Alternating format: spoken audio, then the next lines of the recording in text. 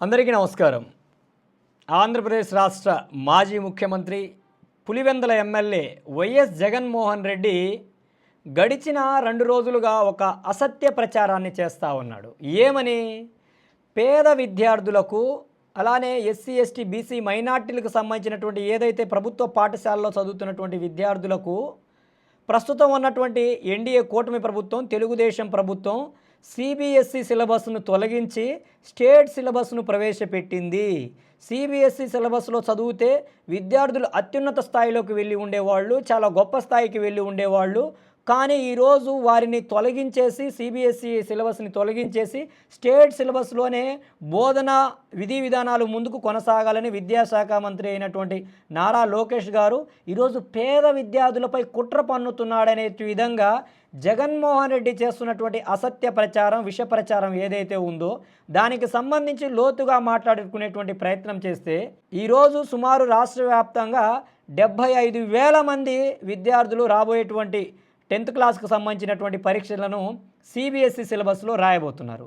అయితే కనీస మౌలిక సదుపాయాలు లేకుండా, కనీసం విద్యా ప్రమాణాలు లేకుండా, సిబిఎస్ను బోధించేటువంటి ఆ యొక్క ఫ్యాకల్టీ లేకుండా ఏదో తూతూ మంత్రంగా ఒక ఆర్భాటంగా తన యొక్క ప్రచారం కోసం తానే గొప్ప విద్యా విప్లవకారుడనని, దేశంలో లేకపోతే రాష్ట్రంలో ఇంతకుముందు అసలు విద్య అంటే ఏంటో తెలియని విధంగా నాడు నేడుని ఏ విధంగా మసిబూసి మారేడుకాయ చేశాడో తాను ఏదో గొప్ప కార్యక్రమాలను చేసేస్తా ఉన్నాను, గొప్ప చరిత్రను సృష్టించబోతున్నారనే విధంగా తప్పుడప్పుడే తక్షణ నిర్ణయాలుగా స్టేట్ సిలబస్ను తొలగించేసి సిబిఎస్ఈ సిలబస్ను తీసుకొచ్చారు. మంచిది. అయితే ఇప్పటి వరకు స్టేట్ సిలబస్ను బోధిస్తున్నటువంటి అధ్యాపకులు ఈరోజు అనేక పాఠశాలలో వాళ్ళు తెలుగు మీడియంలో విద్యా బోధనలు చేస్తున్నటువంటి అధ్యాపకులు సడన్ సర్ప్రైజ్గా వెంటనే వారిని సిబిఎస్ఈ సిలబస్ను బోధించమంటే ఎలా సాధ్యమవుతుంది? స్టేట్ సిలబస్కి సిబిఎస్ఈ సిలబస్కు చాలా వ్యత్యాసం ఉంటుంది. బోధన విధి విధానాలు చాలా వ్యత్యాసం ఉంటాయి. అలానే ఎగ్జామినేషన్ ప్యాటర్న్ విధి విధానాలు చాలా డిఫరెంట్గా ఉంటాయి. ఇక్కడ కావాల్సినటువంటి కనీస మౌలిక సదుపాయాలు ఈరోజు రాష్ట్రానికి సంబంధించినటువంటి పాఠశాలలో లేకుండా కేవలం రాష్ట్రంలో అక్కడక్కడ ఒక్కొక్క పాఠశాలని ఎంపిక చేసి వాటిని ఏదో రంగులు అద్దేసి బల్లలు మార్చేసి ఇదే నాడు నేడు, ఇదే విద్యా విప్లవం, దీన్ని మించినటువంటి విద్యా విధానం లేదనేటువంటి ఆయన చేసినటువంటి అసత్య ప్రచారం, మసిబూసి మారేడుకాయ విధానం ఏదైతే ఉందో విద్యా వ్యవస్థను పూర్తిగా నిర్మూలం చేసే విధంగా ఉన్నాయి, కానీ మరొకటి కాదు.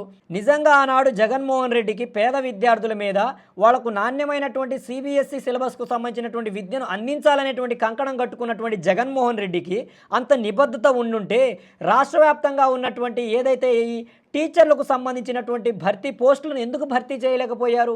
ఈరోజు సిబిఎస్ఈ ప్రమాణాలతో కూడినటువంటి విద్యను ఎందుకు అందించలేకపోయారు? ఈరోజు పాఠశాల విద్యార్థులకు కావలసినటువంటి అధ్యాపకులను నియమించకుండా ట్యాబులు ఇస్తాము, లేకపోతే కంప్యూటర్లలో చదువుకోండి, లేదా స్క్రీన్లు ఏర్పాటు చేస్తాం. ఇక కంప్యూటర్లలో ట్యాబుల్లో చదువుకోవడానికి పాఠశాలలు ఎందుకు జగన్మోహన్ రెడ్డి? ఇక కళాశాలలు ఎందుకు జగన్మోహన్ రెడ్డి? పాఠశాలలో బెంచీలు ఎందుకు? మౌలిక సదుపాయాలు ఎందుకు? వాళ్ళని ఇంటి దగ్గర కూర్చొని మీరు చదువుకోండి, మీరే చదువుకొని మీరే ఎగ్జామ్ రాసేసేయండి అంటే సరిపోతుంది కదా. ఈరోజు కనీస ఎంత అజ్ఞానం అంటే నీకున్నంత అజ్ఞానం నీ కూతుర్లో చదువుకున్నంత సింపుల్ కాదు జగన్మోహన్ రెడ్డి. లక్షల కోట్ల రూపాయలు వెచ్చించి ఈరోజు లండన్స్లో చదివించినంత సింపుల్ కాదు ఈరోజు పేద విద్యార్థులకు నాణ్యమైన విద్య అందించాలంటే. నీ కూతుర్లకు నువ్వు పెట్టి చదివించుకోగలవు. ఈరోజు పేద విద్యార్థులు చదువుకోవాలంటే కేవలం నువ్వు బోర్డులు మార్చేసి పేర్లు మార్చేస్తే ఏది కాదు. ఆ యొక్క ప్రమాణాలకు తగినంత విధంగా ఆ ప్రమాణాలను అందుకునే విధంగా వారికి కావలసినటువంటి అవకాశాలను, సౌకర్యాలను కల్పించాలి. అవేమీ లేకుండా నేను సిబిఎస్ఈని మార్చేస్తాను, ఆంగ్ల విద్యను ప్రవేశపెట్టు.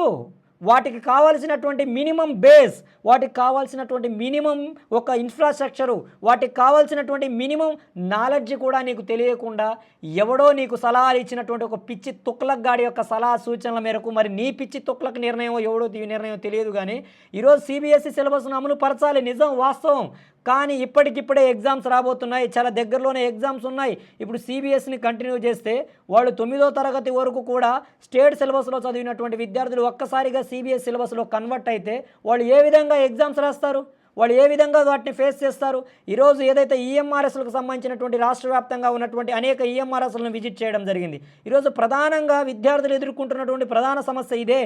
ఇప్పటి వరకు వాళ్ళు తెలుగు మీడియంలోనో లేకపోతే స్టేట్ సిలబస్కి సంబంధించినటువంటి సిలబస్ను చదవడం, సడన్గా సిబిఎస్ఈలో కన్వర్ట్ అయితే వాళ్ళ యొక్క విద్యా ప్రమాణాలు, ఆ యొక్క స్టాండర్డ్స్ ఏవైతే ఉన్నాయో సరిపోవట్లేదు. జగన్మోహన్ రెడ్డి, నీ ఇష్టానుసారంగా నువ్వు మార్చేసి వెళ్ళావు.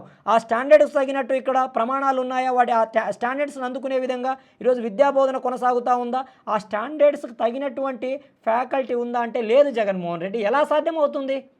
ఈరోజు పిల్లల జీవితాలతో నువ్వు ఆట ఆడావు. ఏదో కరోనా పుణ్యం అని రెండు మూడు బ్యాచ్ పిల్లలు చాలా ఫ్రీగా 10th క్లాస్ పాస్ అయ్యి వెళ్ళిపోయారు. కానీ నిజంగా కరోనా లేకపోయి ఉంటే నీ యొక్క విద్యా విధానం, నువ్వు చేసినటువంటి విద్యా ప్రమాణాలు ఏంటో వాస్తవంగా ఈ రాష్ట్ర ప్రజలకు తెలిసి ఉండేది. ఇప్పటికైనా ఒక మాజీ ముఖ్యమంత్రివి, ఒక బాధ్యతాయుతమైనటువంటి ఒక ఎమ్మెల్యేవి, నువ్వే అసత్య ప్రచారాలు చేయడం ఏంటి? నీ పేటీఎం బ్యాచ్తో కలిసి నువ్వు కూడా కలిసిపోయావా జగన్మోహన్ రెడ్డి? నిరంతరం ఇదే పనా? ఇప్పటికైనా నీ తీరు మార్చుకో జగన్మోహన్ రెడ్డి. విషయాన్ని కక్కకు ఈ రాష్ట్రం మీద. ఈ రాష్ట్ర ప్రజల జీవితాలతో చెలగాటం ఆడకు. ఇప్పుడున్నటువంటి ప్రస్తుత రాష్ట్ర ప్రభుత్వం, నారా చంద్రబాబు నాయుడు గారి నేతృత్వంలో ఉన్నటువంటి ప్రభుత్వం చాలా నియమాలతో, నిబద్ధతతో, చాలా నీతి నిజాయితీగా ప్రతి అంశాన్ని కులంకషంగా పరిశీలించి ఏది సరైనది, ఏది సరైనది కాదు, ఏది నిజం, ఏది అబద్ధం అనేటువంటి సమగ్రమైనటువంటి విచారణతో ఏ విధంగా ఉంటే బాగుంటుంది, పేద విద్యార్థులకు ఏ విధంగా ముందుకు వెళ్తే వాళ్ళకు ఏ విధంగా మంచి సౌకర్యాలను కల్పించగలం, వాళ్ళకి ఏ విధంగా మంచి ఫ్యాకల్టీతో ముందుకు తీసుకురాగలం.